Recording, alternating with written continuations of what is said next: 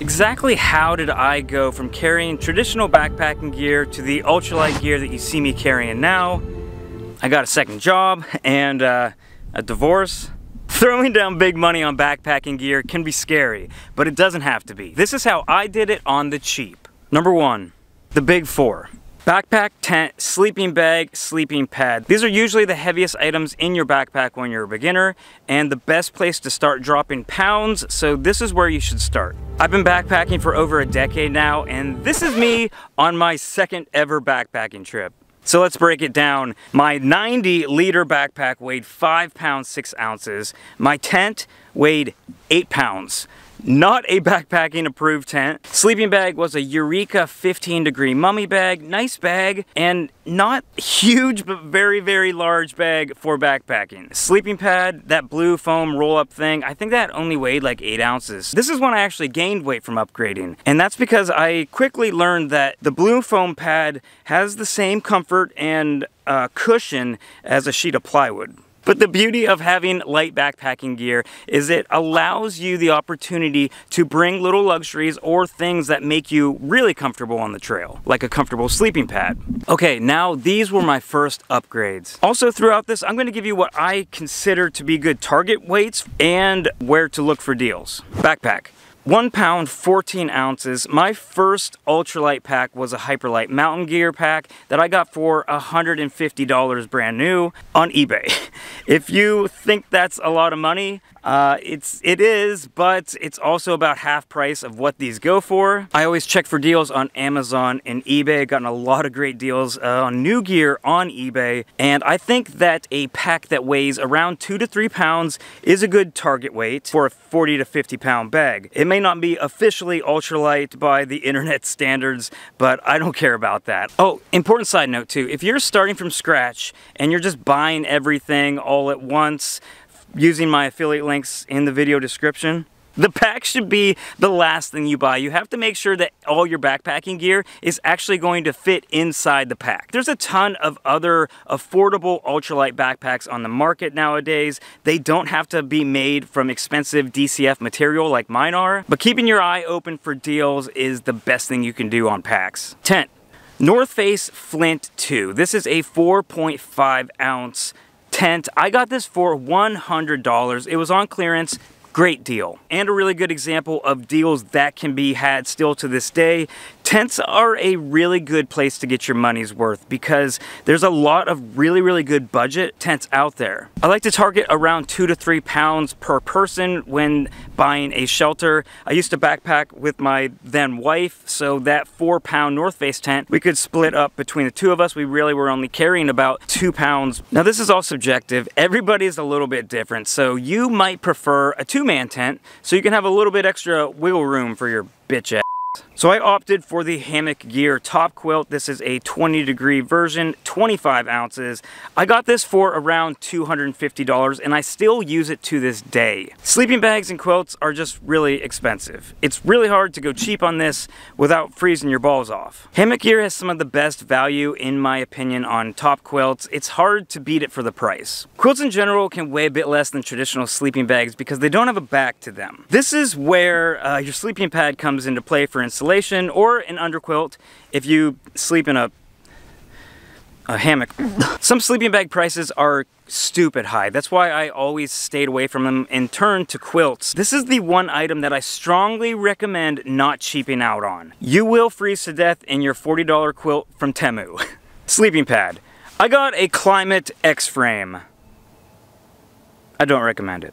10-ounce pad on eBay for like 35 bucks, I think. I actually had several Climate pads that kind of went up the ladder. I don't really recommend them. They do the job. They're just a little cold and they're definitely not the most comfortable pads. So I enjoy Facebook Marketplace for things like sleeping pads. I've bought several pads off of there in like new condition for like maybe $100 off. Important side note, use PayPal when sending people money that you don't know. PayPal has you covered if you were to get scammed, and if anybody ever asked you to send it via friends and family, they're gonna scam you. The clothes you pack can also be ultralight. So I always backpack in running shorts. Even when it's chilly out, I will pair them with tights, and I always wish that they had better pockets. So today I'm partnering with Ultralight to talk about their adventure shorts, which are truly one of a kind with their 100% waterproof pocket. I'm always carrying a phone or some electronic that I need to waterproof quickly if and when I get caught in a storm. Most of the time I have to take off my pack and get a dry bag out. These shorts have 5 total pockets, and if I were to design a short, it would pretty much be exactly this. That's the first thing I noticed when I put these on, is all the pockets are where I want them to be, and they're only where I want them to be. On the right, you have your dry bag pocket. On the left, just a standard shorts pocket, which is perfect. You only need one of those. Below that is a cargo pocket with the zipper, and behind that is this really cool little tactical pocket, which I've actually found I use the most. Because it's a vertical pocket, I don't really have a lot of worry of stuff falling out like I do with top pockets. There's one rear pocket, which is all you need. I use that for my wallet, and the thing that's crucial about this is that it has a zipper. I am terrified of losing my wallet when I'm out hiking on the trail, so having a designated wallet pocket with a zipper is a huge plus. The material is a 4-way stretch polyester nylon blend. It's really water resistant and dries super fast. These actually have 15 features worth noting, like water drainage and this little D-ring loop. I'm really excited to use these for kayaking this year. These are perfect for water sports, so go check these out for yourself using the link below in the description. If you use that link and use code BRYCE, you can enjoy 10% off of your purchase.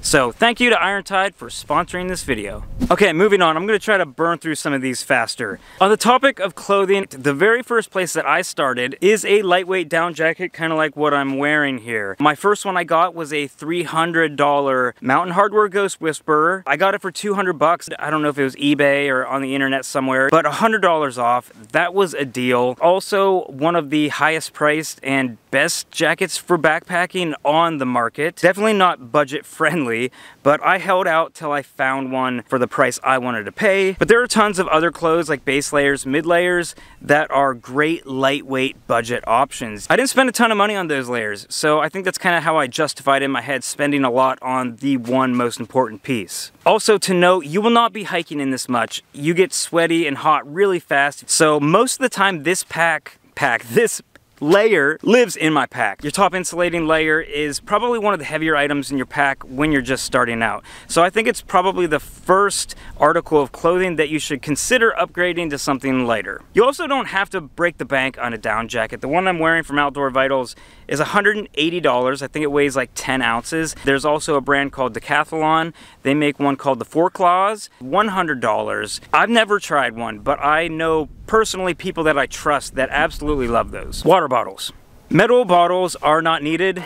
Yes, I know the benefit of them, but for backpacking where you're doing a lot of miles and weight is key, they are just not needed. Water bladders are inconvenient. They can be nice on nice days or bike rides, but they're a pain to get out of your pack to fill. They're even harder to put back in when they're full because you have all that stuff in there. It's really hard to know how much water you have left, so when you're trying to regulate and trying to save a little bit of water. Also, the hose can freeze if it's really cold out.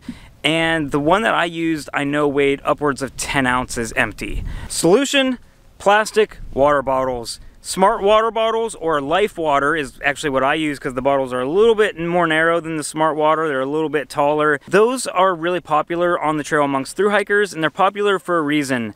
They're very light, they're durable. I do, however, want to propose an idea to reduce the waste in our oceans, and that is reuse them as much as possible whenever you can.